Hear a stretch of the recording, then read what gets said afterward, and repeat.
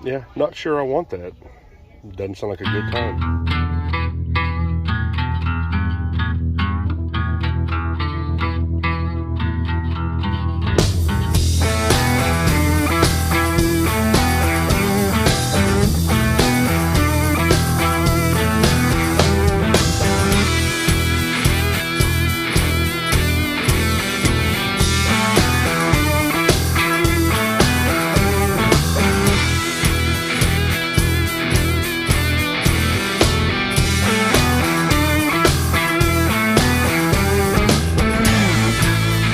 Literally have no idea what this is.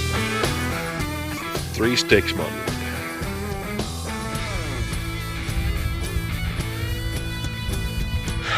Let's see what this is.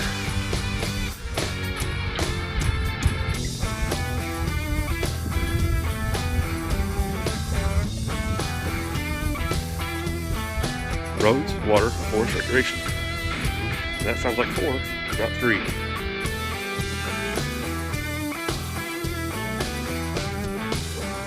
Hey guys, so we had kind of our first negative van life experience, and it hadn't really had nothing to do with van life, but it was a negative experience. And you know, we get out in nature and we love being out here and kind of away from people, but every 2 or 3 or 4 days you're kind of like, yeah, let's get back to a little bit of so-called civilization. Went to Broken Bow. And the plan was to stay the night at the casino there, because those are good places to stay. Because there's they're open 24 hours and there's cars there all the time. And anyway, so I even had a plan to make a good thumbnail and all that. It was going to be great.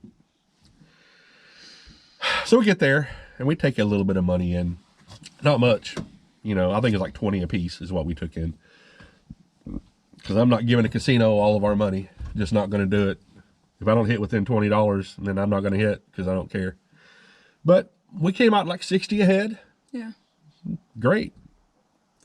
Cashed out, and Rachel said, hey, I have to go to the bathroom. So, he just went to the van.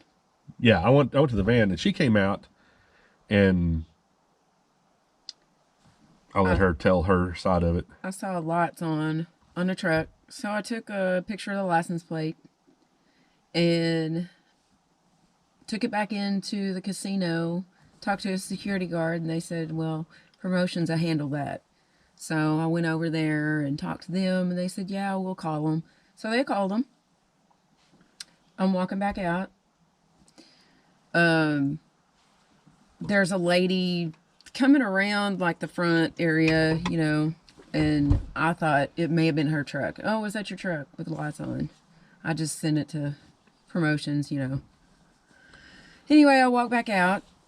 End of story. Yeah. So we thought. All right, so we're parked out away from everybody. So I was like, we'd got the stuff to make chili. And I was like, yeah, I forgot to get crackers. And I'm not going to eat crackers. I'm not going to eat chili without either crackers or cornbread. We have no way to bake cornbread. Crackers it is. Yeah. So we go into town, go to Dollar Tree. They don't have any crackers. It's all on one street, mind you. Go to Dollar Tree. They don't have. Get back on the same street, head back down. There's a Dollar General, Family Dollar, whatever. Get crackers in there. Go back, pull up where we're parking, and we I'd no sooner put it in park and shut it off than a old green terrible Camaro, like early 90s, jacked up. It was a terrible vehicle. Now, mind you, we live in a terrible vehicle, but at least ours is planned to be terrible. I think we'll go with that. So 4 people kind of pile out of it. It's 2 younger guys, a younger female, and then an older female. They walk over to us, and with just the first, I said, "Hey, how y'all doing?" And they're like, "Well, yeah, somebody broke in our car a while ago here in the parking lot and stole a phone out of our car, and it was an old van like y'all's." And I said, okay, it wasn't us.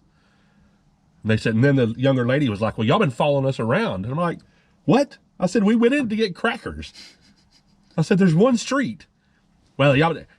And then one of them said, "Well, why are y'all getting defensive?" I'm like, I'm not getting defensive. Maybe I am a little bit because you come over here and you're accusing me. Well, we're not accusing you. Yeah, you Yes, are. you are. You are accusing us of stealing, breaking into the worst car in the parking lot. Anyway, and they even said, oh, we borrowed this car. And if you borrowed that one, that's bad. Anyway, so I said, well, you know what? I tell you what. And, then they were like, well, we called tribal police and they're going to show up. I was like, okay. All right. We just sat there. I said, I could leave any time, but I'm not going to, because we were going to stay there anyway. I said, but I'm not going to leave because we have nothing to hide. We didn't do anything, nothing. We just doing van life.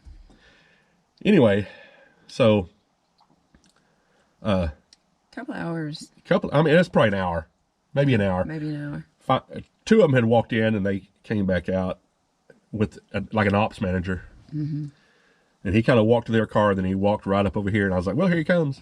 And he's like, he walked up and he had a little smirk on his face, and he's like, so these people said y'all are following around town. And I said, no. I said, it's so stupid. I said, no. I said, we did. I told him, I said, we went to get crackers for chili and came back over here. And he's like, yeah, he said, they're a little weird. I said, I mean, they're a lot weird, but still, I said, that's the reason I didn't leave. Even though I could have, I didn't leave because we want to stay here. And I mean, because I'll talk to any cop I need to. I'll talk to any tribal police, highway patrol. I don't care. FBI. I don't care. We did nothing. And casinos, they have security cameras everywhere. So, I mean, it's going to be pretty obvious it wasn't us. Anyway, he's like, yeah, all right. Well, he goes, you guys kind of laughed. He said, y'all have a good night. Yeah. All right. So we were sitting there. And then I actually moved the van out farther away as it was getting darker. And like we were at the edge of the parking lot. I went in to pee. So I'm in there and when I'm walking out, I get a message, Rachel calls me. She said, hey, are you coming out? Yeah. Well, there was a red truck that pulled up like on the grass. There's a parking lot, and there's probably a field on the other side. So he was coming around on this side right here. And I was like, what the heck? So I didn't think anything of it. I thought maybe he was looking for something, looking for somebody. I don't know. He was looking for us. Anyway, he pulls back around in the parking lot. Then he comes over, and my window's up at this point. In the middle of him doing that, I'm locking doors and rolling up windows. Because I'm not in the van at that point. Yeah. The window is down a little bit on the driver's side. He comes back around, and he's talking to somebody on the phone. He said, yeah, they have a dog in there. And I was like, okay. So I automatically got my phone, called Tommy, and I was like, hey, there is a red truck. I don't know if you're done in the bathroom. He said, yeah, I'm walking out right now. And I said, okay. So there's a red truck fixing to pull around to you. And then after that, he started talking to him. I was still on the phone speaker. She told me that they had been driving around the van and saying we had a dog and stuff in there. So they're obviously looking at the van. Anyway, the guy pulls up and I just said, whoa. I said, were you driving around that old tan van out there? Yeah. I said, do you have a problem with it being parked there? And he's like, well, and he was on the phone with somebody else on speakerphone. And he said, well, they had their car broken into. And I said, and then the lady on the deal said, they are on camera doing it. They don't. I'm like, y'all hadn't even seen the video. They won't show you the video because y'all even. They're not going to show them. I said, we didn't do it. Leave us alone. I edited right now in my brain for y'all what I really said. Because I got spicy with him. Yeah, he did. I heard him. I'm not playing. I don't seek out confrontation. But when it rears its ugly head, I have no problem jumping right in the middle of it. Don't want to do it, but I will. Especially when my wife's been in the van alone and you're going to be doing that. No, sir. Not this one. Well, he drives off. I'm salty at this point. We were both. I wasn't salty. All the way. I was like the little Morton Salt girls with the umbrella spilling. I was upset because my adrenaline was being falsely accused of something. makes me so mad. If I've done it, I'll be like, I mean, I don't know. But if I was going to pick a vehicle to break into and steal something out of, it wouldn't have been that one. It wouldn't have been, I mean, but I'm not going to do it. That's the whole thing. We don't do that. Oh, so anyway, well, before the red truck came along. Yeah, before we had actually moved the van. So that's a terrible experience in Broken Bow. It really made me not want to be even anywhere around there. Yeah, very bad taste. So I had to pee again because that's what I do a lot. I was in the back